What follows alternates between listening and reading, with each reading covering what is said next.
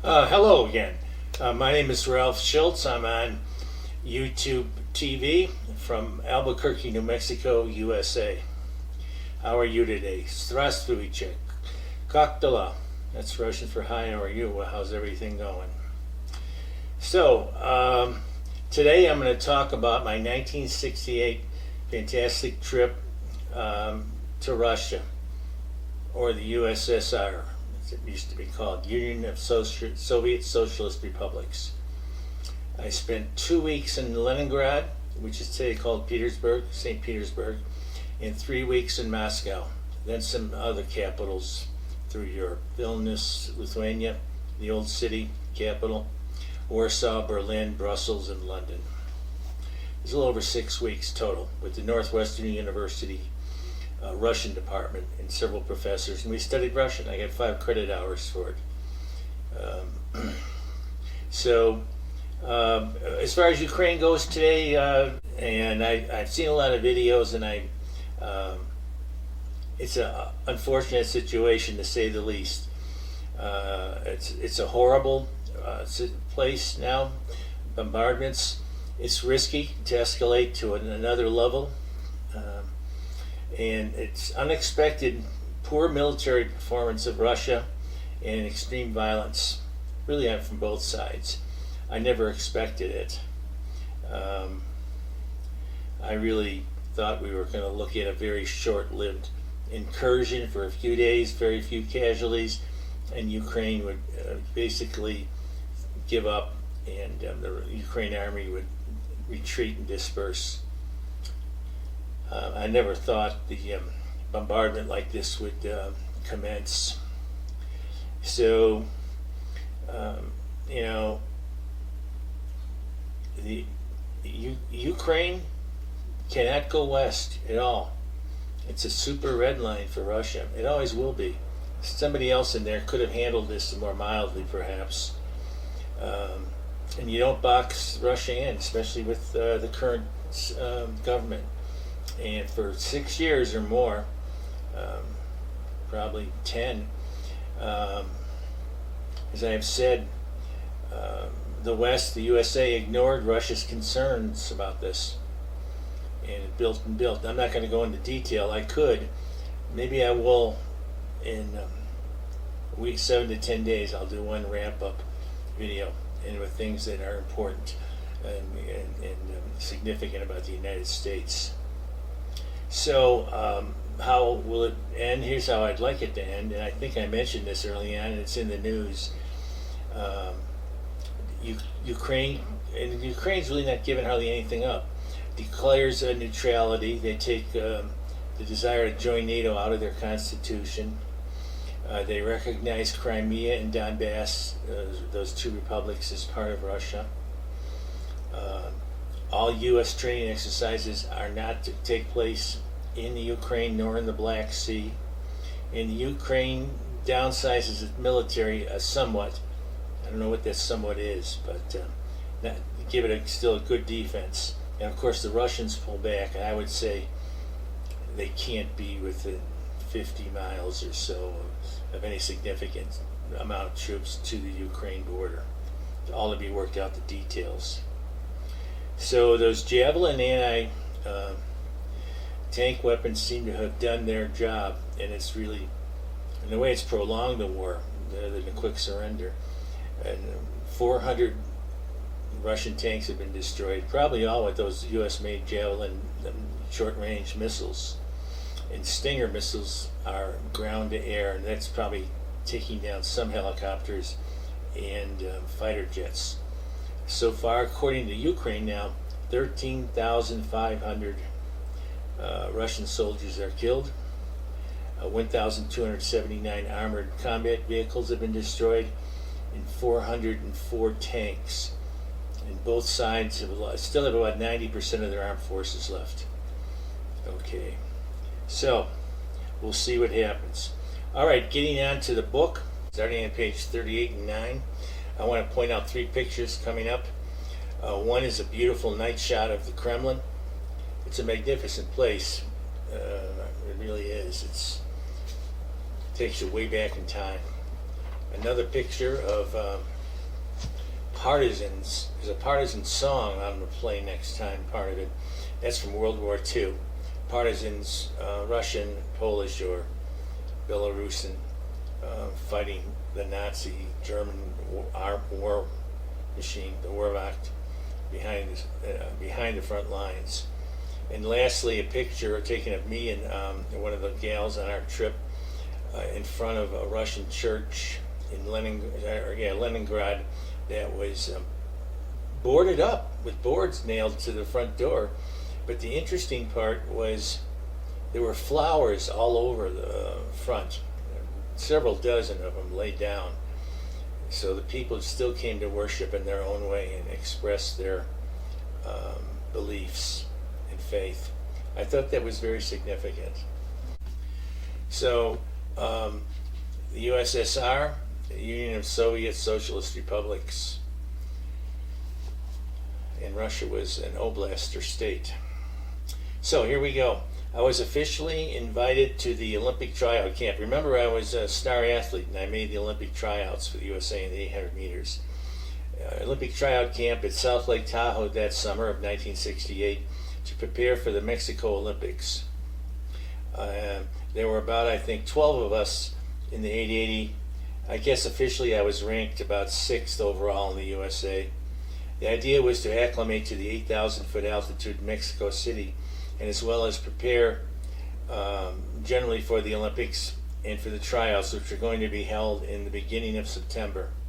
I did go to them.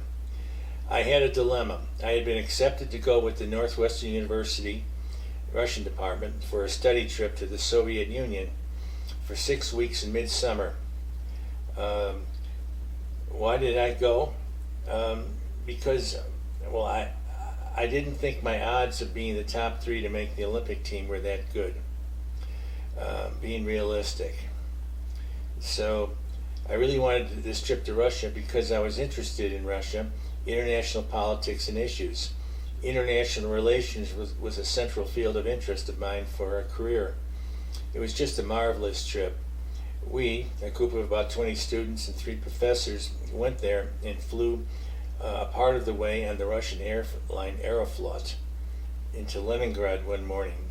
That's coming from London. And I still remember this. This is interesting, everybody. A real Soviet welcome.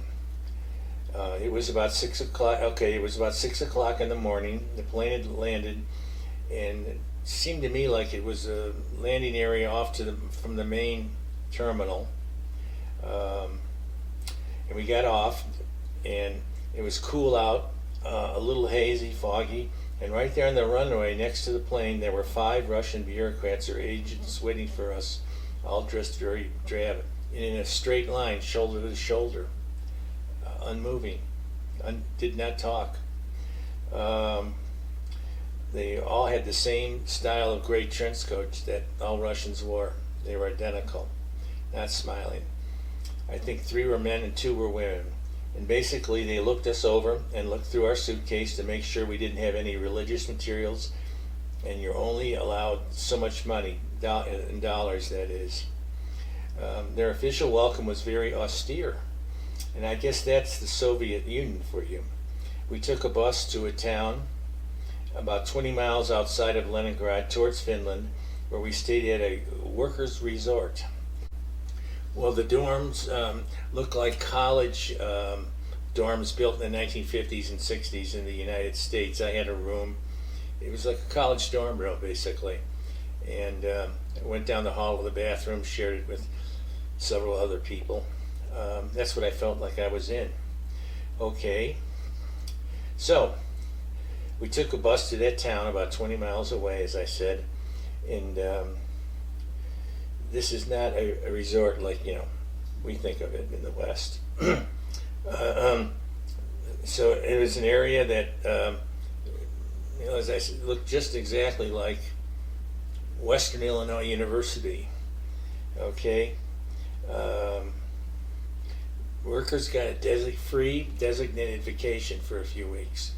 Say, okay, you're going on your designated vacation in these 2 weeks or 3 weeks to this place. All right? That was part of the socialism at that time. centralized planning. Activities were organized. This was a feature of the Soviet Union building an egalitarian socialist Marxist society. And it wasn't posh, okay? We stayed in the dorms and I had my own room. We shared a bathroom. It reminded me of my freshman dorm at Northwestern. It was our base of operations. We took a bus into town every day to study Russian. One woman teacher pushed us, and particularly me. It was very strict, calling on me when I lost focus. And then in a lot of the afternoons we went into Leningrad and roamed around on the bus. It was just a fantastic experience.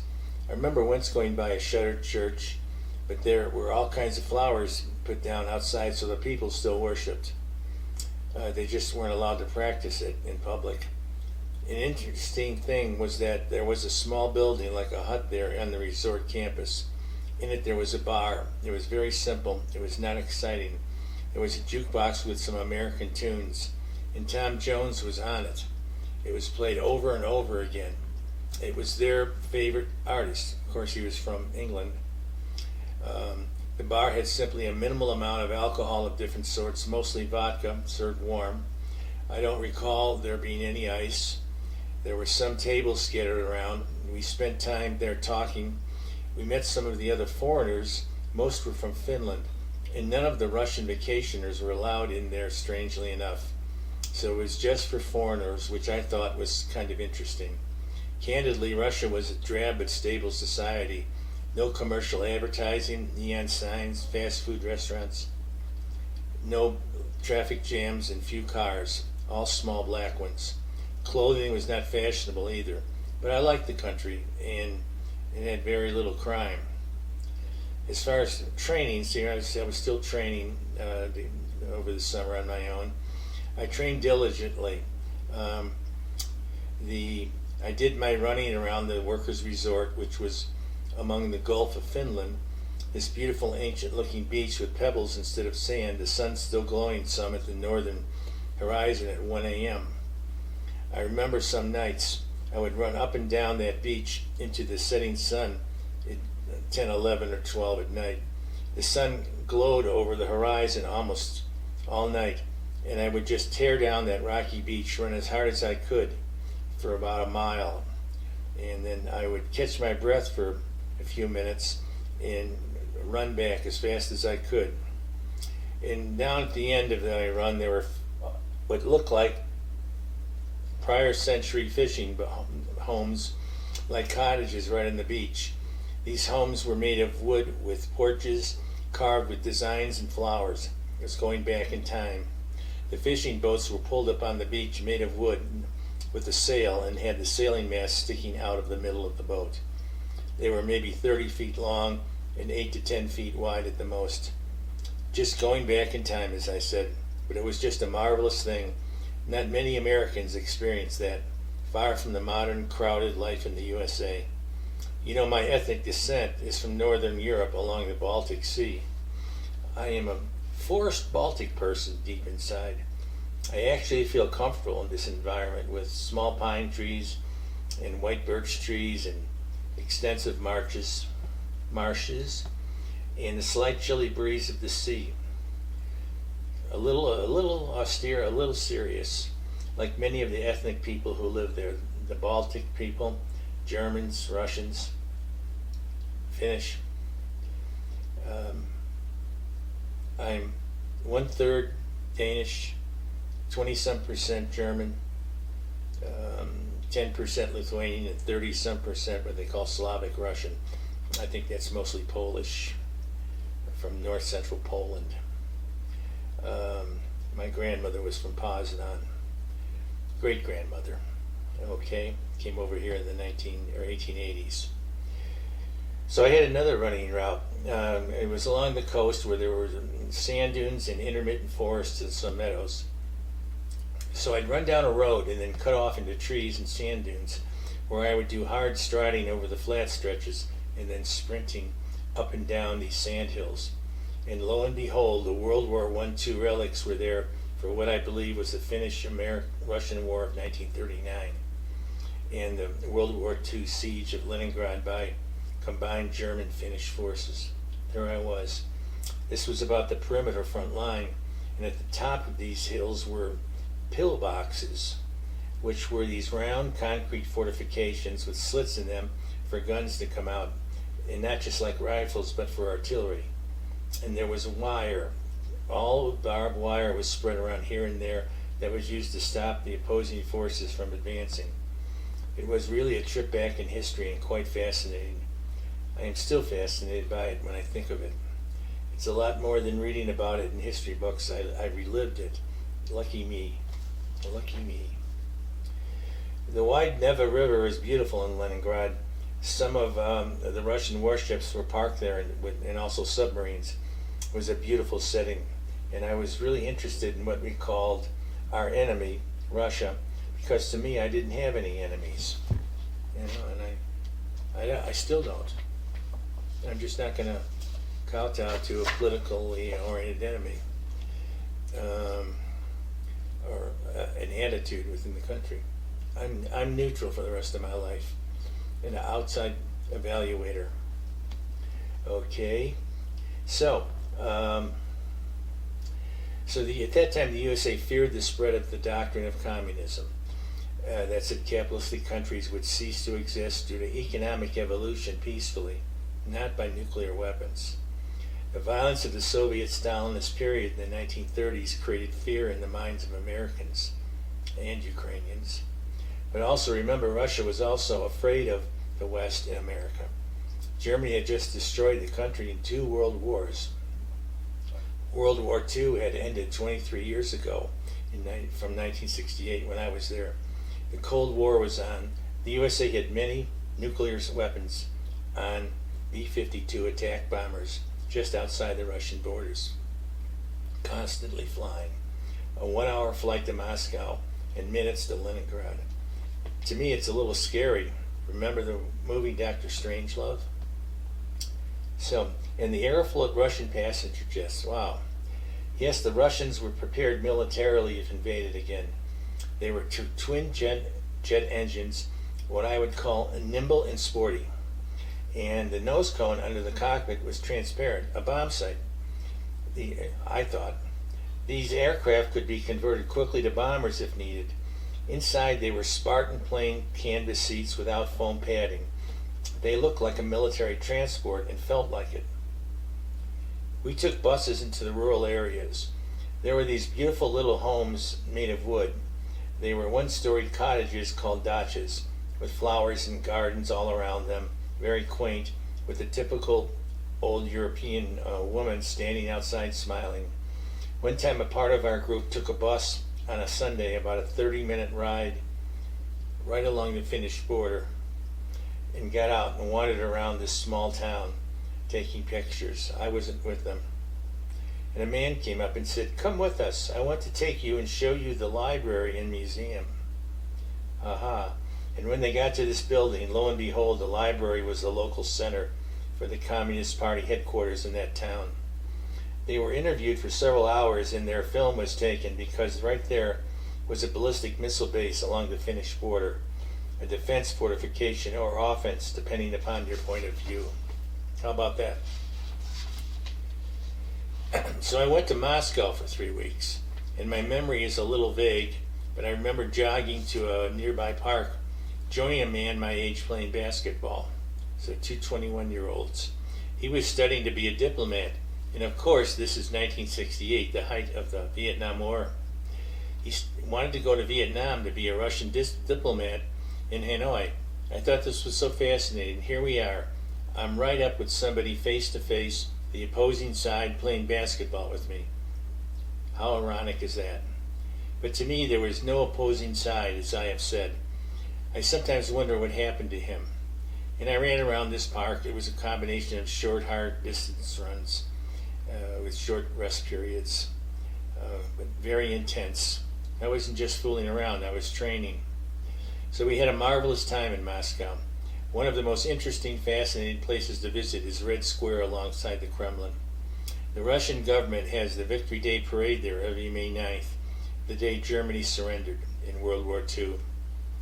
This is a televised event on YouTube. Watch it. Google Red Square 2018 Victory Day Parade. It's in English. In English. Ask for English. You will see soldiers marching, weapons on parade, and President Putin making a 10-minute speech. The commentary is like CNN in English, very clear, if you can find that particular one. This event honors the Russian people lost during World War II and the defeat of German fascism. That's very big there. Russia lost 20 million civilians and 8 million soldiers.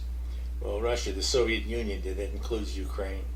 They gradually pushed Germany back from the edge of Moscow to Berlin from January 1942 to April 1945. 3 years. This broke the back of the German military. Alongside this beautiful square is St. Basil's Cathedral, the magnificent Russian Orthodox church with the onion spires you have seen, multiple colored, and watching over the Kremlin. The Kremlin was built about 1331, a long time ago. What I felt there in Red Square, and still do when I see videos of it today, is really a deep sense of the Russian soul, a deep sense of Russian history. Two Russian World War II songs you must listen to on YouTube are Katusha and Farewell to Slavyanka. This will give you a deeper sense of Russian traditional, beautiful, hopeful songs from the heart. Moscow began around 1300, and the Kremlin means fortress. It was originally built of wood, of course. For 200 years, the Mongol Empire conquered and controlled Russia from 1250 to 1450, but they let Russia have a degree of self-government. After 1450, the Russian Empire expanded and contracted, waxed and waned. You can feel a sense of history in the square. This is just a tremendous sense of power. I know the Russians have a very strong connection to Mother Earth and Mother Russia, which goes to their heart and soul, and is not nearly as obvious in the USA and Canada from what I can tell. It is an emotional, historical connection. You can feel it there. You can sense this civilization is to be respected and politically a force to be reckoned with and handled fairly with equity. And I'm not so sure my country always did this from the 18 or 20 years preceding this Ukraine war. Vojna. Okay. There is also a series, a video series, which you can see, which is called Real Russia. There's a Gorky Park episode 47. It's very humorous, and it was filmed on a casual warm day in Gorky Park after the Victory Parade. There's a few at least, old soldiers there, and people giving them flowers. Okay, there were 146 episodes that show a glimpse into all aspects of Russian life today. It's very interesting and not political. I recently spoke long distance to the filmmaker Sergei Baklikov. Okay. So, did you know Lithuania and Sweden occupied Russia and came up right to Moscow in 1610? In 1708, Sweden and Poland attacked Russia again and came within 10 miles of Moscow before being pushed back. There was also, about that time, a Battle of Poltava, which is not far from Kiev now, which the Russians, I believe, they beat the Poles there, and then they divided Ukraine. I could be a little off there, but it's more or less what happened. It's very significant that several empires came so close to Moscow and had to retreat. Napoleon of France, Germany, Sweden. In 1650, Ukraine was, as I said, split in half by Poland and Russian forces. Conflict and outside control there is not new. Far western Ukraine was once part of Poland and also Austria-Hungary, and sided with Germany when the German army invaded Ukraine on its way to Russia. Borders do change. The ancient Rus people originated in an area comprising parts of today's Russia, Ukraine, and Belarus, which is White Russia. Families today from all three countries are intermingled, and languages are almost identical. as is their Russian Orthodox Christian religion. The area is centered on the ancient and current cities of Novgorod and Vladimir, which are in Russia, and it has strong historical connections to Kiev. See, it's not so simple. And do you know that during a lengthy religious service lasting 2 to 3 hours, all people stand? Can you believe it? There are no pews, seats, benches. A Russian lady told me this is to show respect to Christ and the saints and his suffering. Okay. That's it for today. That's enough. There'll be about another 15-20 minutes for the rest of my trip next time. You should really watch it. So I want you to take care of yourselves. Let's hope for some peace in Ukraine. And the best to you. Don't remember to subscribe or consider getting my book and sending me the email. It would be good for you. All right. Goodbye, everybody. And thanks again for listening to my story.